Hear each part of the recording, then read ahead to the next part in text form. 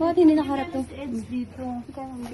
Ito po, galing kay Ate Mary. Ay, marami Kung paano kay Edgar kasi gusto niya pasalamat kayo sa kanya. Salamat po. po. Ay, di ba? Salamat po. Ang ganda. Sukat mo daw.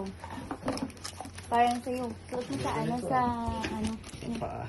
Suot sa paa. Hindi yan sa paa. Yan to, bigyan mo na yan din yung kitchen. Hindi ko na yun sa kanila. Okay, yan sila na iwanan ko dito.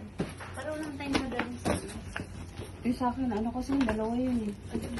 Hindi. Ay, kayo yan si isa doon. May practice pa kayo ngayon? Wala. Dapat maano pa, wala kang pahinga. Tapos gagawin pa ni JJ.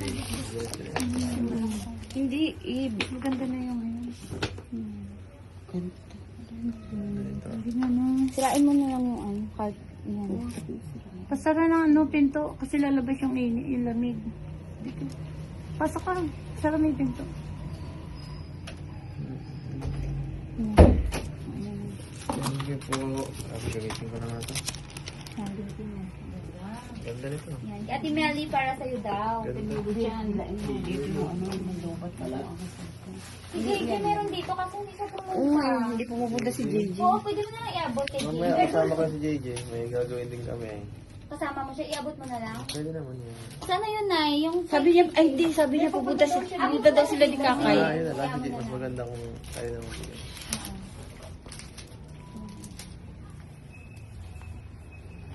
Walang ganda. Ganda nga, ganda. Ang ganda. Ate Melly. Thank you po sa lahat ng binigay. Oo. Grabe, Sa ganda po. Janice naman.